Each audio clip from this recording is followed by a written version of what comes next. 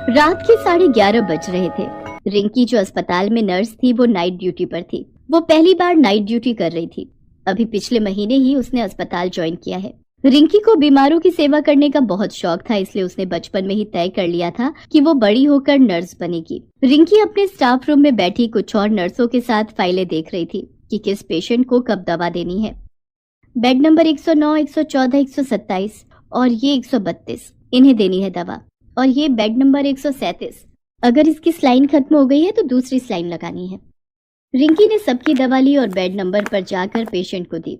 Bed number 137 के पास जाकर उसने स्लाइन चेक किया। इसकी स्लाइन तो लगभग खत्म होने वाली है। 5 मिनट के बाद इसकी स्लाइन बदल देती हूँ। वो वापस जाने के लिए जैसे ही घूमती है तभी उस बेड पर लेटी पेशेंट उसे कराहते हुए आवाज देती है, सिस्टर।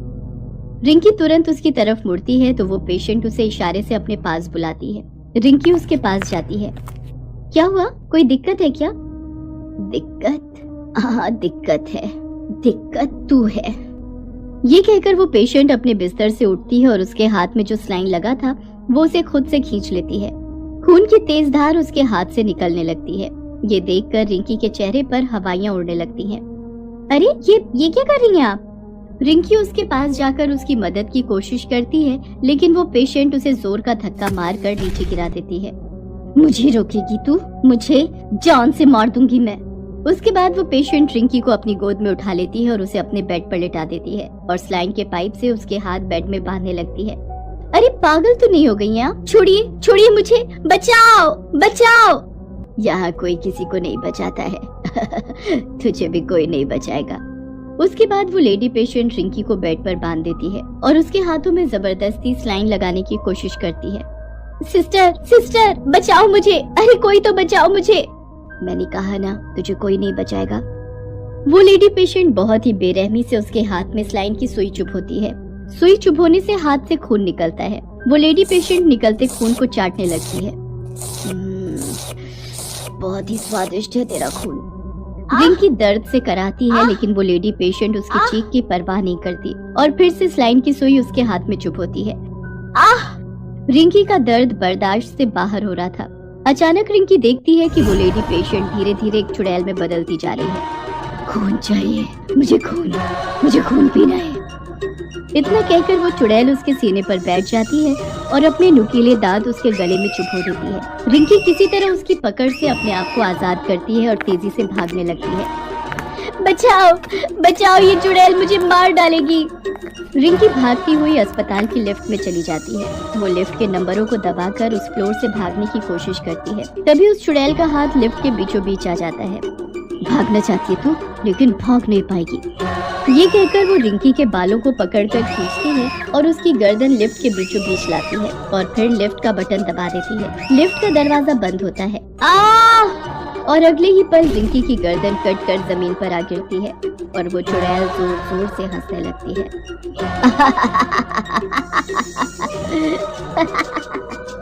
रिंकी की कटी गर्दन अचानक से ऊपर उठती है और जोर से चिल्लाती है, बचाओ।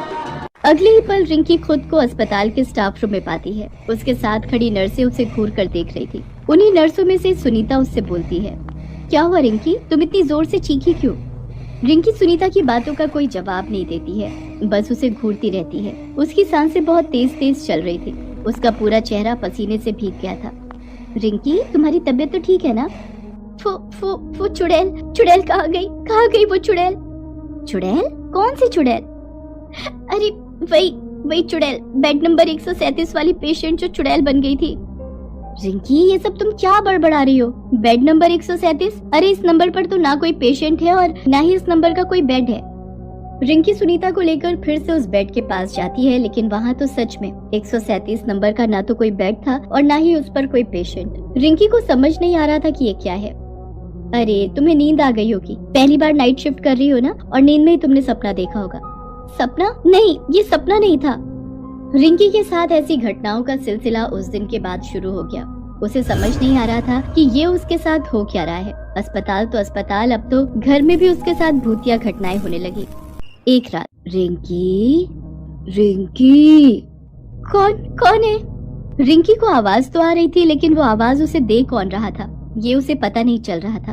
अचानक एक चुड़ैल उसके सामने प्रकट हो गई। चुड़ैल? अरे ये तो वही चुड़ैल है, अस्पताल वाली। अरे क्यों पड़ी हो मेरे पीछे, क्यों? मैंने क्या बिगाड़ा है तुम्हारा? ये कहकर रिंकी गिड़गिड़ाते हुए उस चुड़ैल के पास रोने लगी। तभी उसने देखा कि वो चुड़ैल फिर से अपना रूप बदल रही है और इस बार उसके कपड़े नर्स के हैं।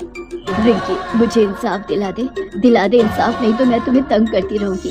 इंसाफ? कैसा इंसाफ? रिंकी, मेरा नाम रोजी है। मैं इसी अस्पताल में नर्स का काम करती थी। जिस तरह तुम अपना काम पूरी ईमानदारी और सेवा भाव से करती हो, उसी तरह मैं भी किया करती थी। मरीज मेरे बिहेवियर से बहुत खुश थे।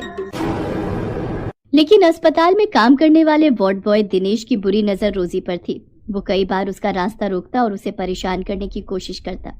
दिनेश, देख, मैं बर्दाश्त कर रही हूँ तो तू सिर पर मत चढ़। ये मैं आखिरी बार तुझे चेतावनी दे रही हूँ। अगर आज के बाद तुमने मेरे साथ बदतमीजी की कोशिश की तो मैं डॉक्टर साहब से तेरी कंप्लेन कर दूंगी।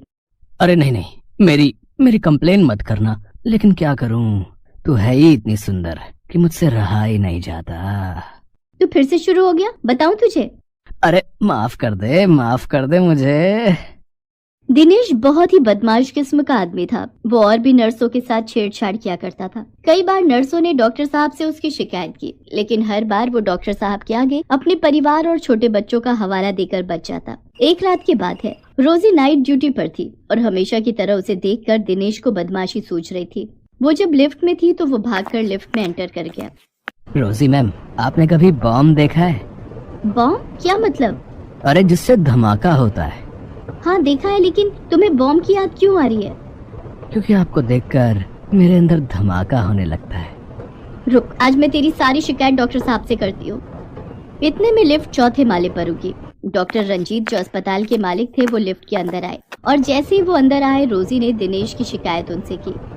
दिनेश, तू बाज नहीं आएगा, अब मैं तुझे नहीं छोड़ने वाला। सिस्टर, तुम दोनों रूम नंबर 137 में जाओ, वहीं मैं पूरे स्टाफ को बुलाता हूँ। रोजी और दिनेश रूम नंबर 137 में पहुंचे।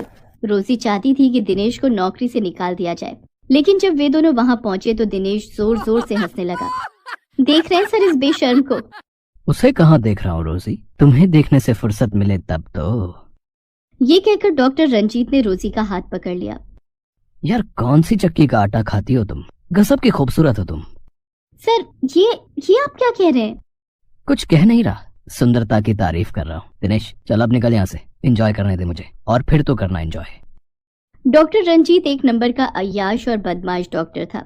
वो अपनी नर्सों के साथ गलत व्यवहार करता और उनके सम्मान को रौंदता था। कई नर्सें मजबूरीवश कुछ नहीं कहती तो कई नौकरी छोड़कर चली जाती, लेकिन जो नौकरी छोड़कर जाती वो भी बदनामी के डर से कुछ नहीं कहती। रंजीत ने रोजी के साथ बदतमीजी करनी शुरू कर दी। घिन आ रही है डॉक्टर रंजीत, आपसे मुझे घिन आ रही है। अरे आप डॉक्टर के वेश में दरिंदे हैं, ये मुझे पता नहीं था। अरे ये सब डायलॉग छोड़, जल में रहकर मगर से बैर नहीं किया करते। मुझे खुश कर, मैं तुझे खुश करता रहूंगा। ये कहकर रंजीत ने फिर से उसका हाथ पकड़ने की कोशिश की, लेकिन रोजी उनका हाथ झटककर बाहर लिफ्ट की ओर भागी। रंजीत भी उसके पीछे भागा। बाहर दिनेश ने रोजी को लिफ्ट में घुसने के पहले पकड़ लिया। वे दोनों उसे फिर से पकड़ कर ले आए और फिर उसकी आत्मा को रौंद दिया, लेकिन रोजी ने हिम्मत अब भी नहीं छोड़ी थी। मैं तुम लोगों की असलियत सबके सामने लेकर आऊंगी, मैं छोड़ने वाली नहीं तुम लोगों को। डॉक्टर रंजीत, क्या करना है इसका? मार दो इसे, नहीं तो यह हमारे लिए खतरा बनेगी। वे उसे लिफ्ट के पास ले गए और उसके दरवाजों के बीचों बीच उसकी गर्दन रखकर बटन दबा दिया। रोजी की मौत हो गई। बाद में उन्होंने इस हत्या को दुर्घटना साबित कर दिया। रिंकी, वे लोग तुम्हारे साथ भी गलत करने का प्लान बना रहे हैं। अस्पताल में कोई उनके खिलाफ मुंह नहीं खोलेगा क्योंकि सब लोग मजबूर हैं। इसलिए मैंने तुम्हारा सहारा लिया। तू मुझे मुक्ति दिला और उन राक्षसों को उनके किए की सजा। मारने के लिए तुम्हें मार दूं है, लेकिन उनकी असलियत कभी बाहर नहीं आएगी, इसलिए तुझे पुलिस को सब कुछ बताना होगा। रिंकी ने पुलिस को सारी बातें बताई। पुलिस को पहले तो यकीन नहीं हुआ, लेकिन उसके बाद अस्पताल की नर्सों को विश्वास में लेकर पुलिस ने उन दोनों की सारी सच्चाई जान ली। दोनों को गिरफ्तार कर लिया गया। अरे हमने कुछ नहीं किया है हमने। वो तो थाना जाकर ही पता चलेगा। थाने में पिटाई के बाद दोनों ने सर निकल दिया। उन दोनों पर मुकदमा चला और उन्हें फांसी की सजा हो गई। उस दिन के बाद रिंकी के साथ कोई भी अप्रिय घटना नहीं। नमस्ते दर्शकों, मेरे वीडियो को लाइक कीजिए, चैनल को सब्सक्राइब कीजिए और बेल आइकन को प्रेस कर दीजिए और बने रहिए हमारे साथ रोमांचक वर्ल्ड में। तो दोबारा मिलते हैं नई स्टोरी के साथ। अब तक अपना बहुत ध्यान रखिएगा। धन्यवाद।